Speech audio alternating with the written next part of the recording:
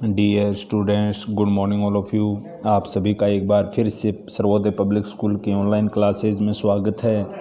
प्यारे बच्चों, अपन पढ़ रहे थे न्यायपालिका के संबंध में, और न्यायपालिका के संबंध में कुछ प्रारंभिक बातें अपन ने पिछली कक्षाओं में पढ़ी हैं, जिसमें अपन ने न्यायपालिका का गठन, अपन ने इसकी संरचना में देखा था पिरामिड नुमा है। इस न्यायाधीशों की नियुक्ति जो राष्ट्रपति के द्वारा की जाती है, कोलेजियम व्यवस्था के तहत की जाती है। महाभियोग प्रक्रिया के द्वारा न्यायाधीशों को पद से हटाया जाता है, यानी सिद्ध कदाचार के आधार पर महाभियोग की प्रोसेस चलती है, जो संसद के किसी भी सदन में आ सकती है। लोकसभा में भी आ सकती है, राज्यसभा में भी आ सकती है। लोकसभा में आती है तो 100 सदस्यों के हस्ताक्षर चाहिए, और राज्यसभा में आती है तो उसमें 50 सदस्यों के हस्ताक्षर चाहिए। इसके बाद में अपन ने ये महाभियोग प्रोसेस के बाद में अपन ने देखा था इस जो सुप्रीम कोर्ट है उसके जो प्रारंभिक जो क्षेत्राधिकार हैं, परामर्श संबंधी क्षेत्राधिकार हैं या अपीलीय क्षेत्राधिकार हैं, उसके संबंध में भी अपन ने पिछली कक्षाओं में विस्तार से पढ़ा है। आज की कक्षा में अपन पढ़ेंगे जो न्यायपालिका के रीट या जिसको अपन लेख बोलते हैं, उसके संबंध में कौन कौन से अधिकार हैं, किस प्रकार से अपने संविधान के अंदर उसके संबंध में उपबंध दिया हुआ है। तो मौलिक अधिकारों के उल्लंघन पर सर्वोच्च न्यायालय या उच्च न्यायालय कार्यपालिका को कुछ करने या न करने का जो आदेश देता है, जिसको अपन क्या कहते हैं, रीट या लेख कहते हैं। यहाँ से अपन से क्वेश्चन पूछा जा सकता है, रीट या लेख किसे कहेंगे? तो मौलिक अधिकारों का अगर उल्लंघन होता है तो सर्वोच्च न्यायालय या हाई कोर्ट, यानी सुप्रीम कोर्ट और हाई कोर्ट है, वो कार्यपालिका होती है, उसको कुछ करने या न करने का जो आदेश देता है उसको अपन क्या कहते हैं, रीट या लेख कहते हैं। और जो सुप्रीम कोर्ट लेख जारी करता है या रीट जारी करता है, वो संविधान के आर्टिकल 32 यानी 32 के अंदर है, जिसमें 5 प्रकार के लेख हैं, जिसमें एक तो है बंदी प्रत्यक्षीकरण, एक है परमादेश, एक है उत्प्रेक्षण, एक है प्रतिषेध और एक है अधिकार परीक्षा। तो सबसे पहले अपन देखते हैं बंदी प्रत्यक्षीकरण कि बंदी प्रत्यक्षीकरण किसे कहेंगे कि गिरफ्तार व्यक्ति को न्यायालय के समक्ष प्रस्तुत करने का जो आदेश दिया जाता है उसको अपन क्या बोलते हैं, बंदी प्रत्यक्षीकरण बोलते हैं। यानी कि जब भी किसी अपराधी को पुलिस गिरफ्तार करती है तो उसको 24 घंटे के अंदर अंदर नज़दीकी न्यायालय के मजिस्ट्रेट के सामने उसको क्या करना होता है, पेश करना होता है। और जिसमें एक बात ध्यान रखना है कि इस 24 घंटे के अंदर जब नज़दीकी न्यायालय के मजिस्ट्रेट के सामने पेश किया जाता है, तो अगर दूर से गिरफ्तार किया जाता है अपराधी को, तो उसमें वहाँ तक लाने में जो अपने रास्ते का समय जो होता है वो इसके अंदर काउंट नहीं होता है। तो बंदी प्रत्यक्षीकरण नाम से स्पष्ट हो रहा है, बंदी होता है अपराधी जिसको पुलिस गिरफ्तार करती है, उसको प्रत्यक्षीकरण का मतलब होगा एक प्रकार से नज़दीकी न्यायालय के मजिस्ट्रेट के सामने पेश करना, और वहाँ से अगर वो अपराधी है तो उसको आगे की कार्रवाई की जाती है, अर्थात उसको सज़ा दे दी जाती है, अन्यथा उसको क्या किया जाता है, रिहा। यहाँ से एक क्वेश्चन उठता है कि अगर आपका कोई मित्र निरपराधी है और उसको किसी आशंका के आधार पर पुलिस द्वारा गिरफ्तार कर लिया जाता है, तो आप उसको किस रीट के माध्यम से उसकी सहायता कर सकते हैं? तो बंदी प्रत्यक्षीकरण के माध्यम से। यानी बंदी प्रत्यक्षीकरण का अर्थ हो गया गिरफ्तार व्यक्ति को न्यायालय के समक्ष प्रस्तुत करने का आदेश। एक होता है परमादेश, परम प्लस आदेश, यानी आदेश देना एक प्रकार से, और आदेश अपन अच्छे से जानते हैं जो सर्वोच्च होता है वो अपने अधीनस्थों को देता है। तो सार्वजनिक जो पदाधिकारी द्वारा कानूनी और संवैधानिक दायित्वों का पालन नहीं करने पर कर्तव्य निर्वहन हेतु न्यायालय द्वारा जारी किए जाने वाला जो आदेश होता है उसको अपन क्या कहेंगे, परमादेश कहेंगे।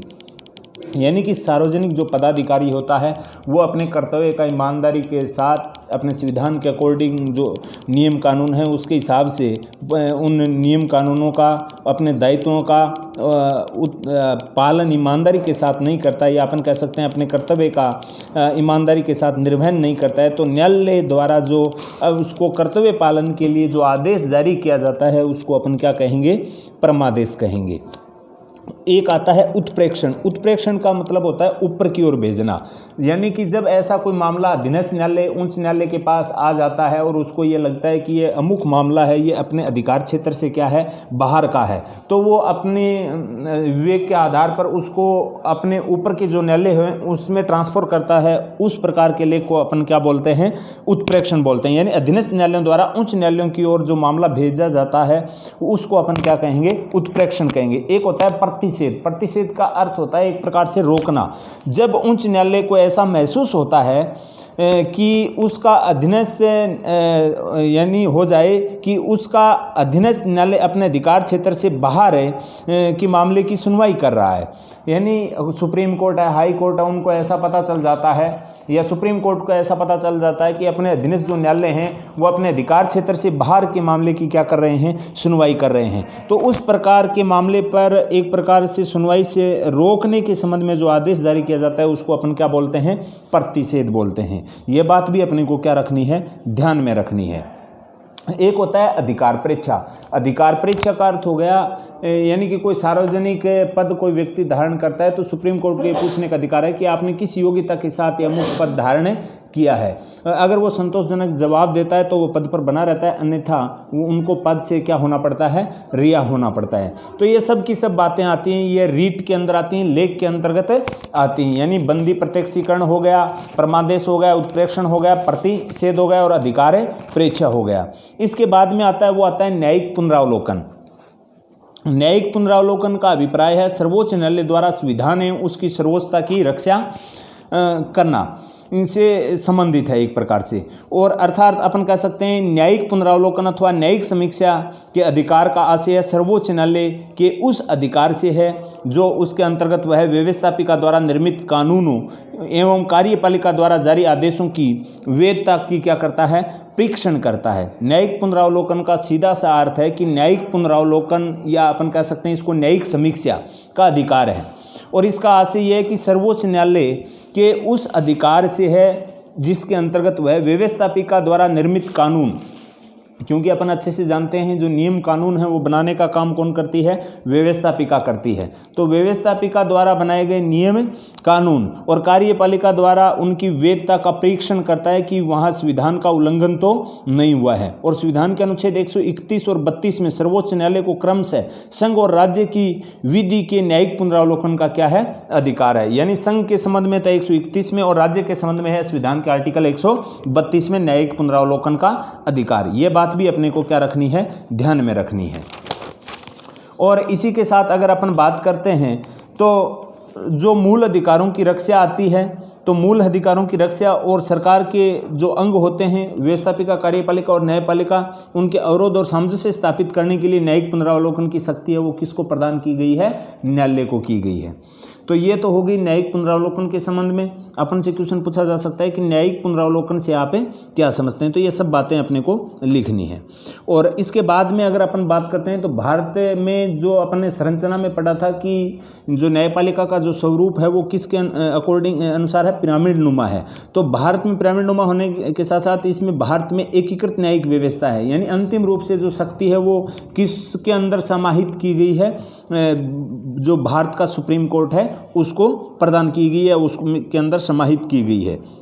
तो भारत में संविधान के अनुसार एकीकृत न्यायिक व्यवस्था लागू है जिसमें सर्वोच्च न्यायालय शीर्ष स्थान पर है, यानी कि सुप्रीम न्यायालय है वो सुप्रीम है, सुप्रीम कोर्ट सुप्रीम है, तथा निम्न स्तर पर अधीनस्थ न्यायालय कार्यरत हैं। यानी कि जो सबसे बड़ा कोर्ट है, अंतिम जो अपन कह सकते हैं शक्ति के मामले में जो कोर्ट है जिसका निर्णय है वो सर्वमान्य होता है, वो होता है सुप्रीम कोर्ट का। और उसके नीचे के स्तर पर अगर अपन बात करते हैं या अपन कह सकते हैं कि उसके अधीन है विभिन्न अधीनस्थ न्यायालय, और अधीनस्थ न्यायालयों के फैसलों की समीक्षा जिला न्यायालय करते हैं, और जिला न्यायालयों के फैसलों की समीक्षा है वो उच्च न्यायालय करते हैं, और उच्च न्यायालयों की फैसलों की जो सर्वोच्च न्यायालय उनकी क्या करता है, समीक्षा करता है। यानी कि अधीनस्थ न्यायालय हैं उनकी समीक्षा तो डिस्ट्रिक्ट कोर्ट करेंगे, और डिस्ट्रिक्ट कोर्टों की समीक्षा है वो कौन करेंगे, हाई कोर्ट करेंगे, और हाई कोर्ट की समीक्षा कौन करेगा, सुप्रीम कोर्ट करेगा। यानी अंतिम रूप से शक्ति किसके पास चली गई, सुप्रीम कोर्ट के पास चली गई। तो ये पूरा का पूरा स्वरूप कैसा होता जा रहा है, एकीकृत अवस्था में होता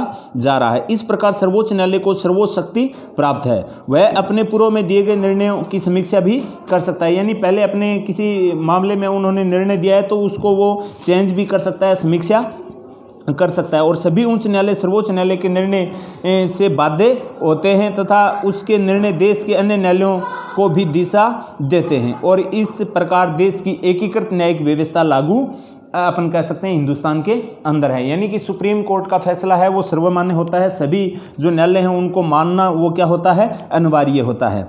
तो एकीकृत न्यायिक व्यवस्था में नीचे के स्तर का अगर कोई न्यायालय आता है तो वो अधीनस्थ न्यायालय, अधीनस्थ न्यायालय के बाद में आता है डिस्ट्रिक्ट कोर्ट, डिस्ट्रिक्ट कोर्ट में के बाद आता है हाई कोर्ट, और हाई कोर्ट के बाद आता है सुप्रीम कोर्ट। अंतिम रूप से शक्ति है वो किसके पास है? सुप्रीम कोर्ट के पास है। यानी कि अधीनस्थ न्यायालयों की समीक्षा है वो डिस्ट्रिक्ट कोर्ट करते हैं, डिस्ट्रिक्ट कोर्टों की समीक्षा है वो हाई कोर्ट करते हैं, और हाई कोर्ट की जो समीक्षा है वो कौन करता है? सुप्रीम कोर्ट करता है। और सुप्रीम कोर्ट का जो निर्णय होता है वो सभी न्यायालयों को मानना क्या होता है? अनिवार्य होता है, या अपन कह सकते हैं वो बाध्य होते हैं सुप्रीम कोर्ट के निर्णय को मानने के लिए सभी अधीनस्थ न्यायालय, हाई कोर्ट, डिस्ट्रिक्ट कोर्ट, या सब के सब। इस प्रकार इन आधार पर अपन कह सकते हैं हिंदुस्तान के अंदर जो न्यायिक व्यवस्था का स्वरूप है वो कैसा है? एकीकृत है।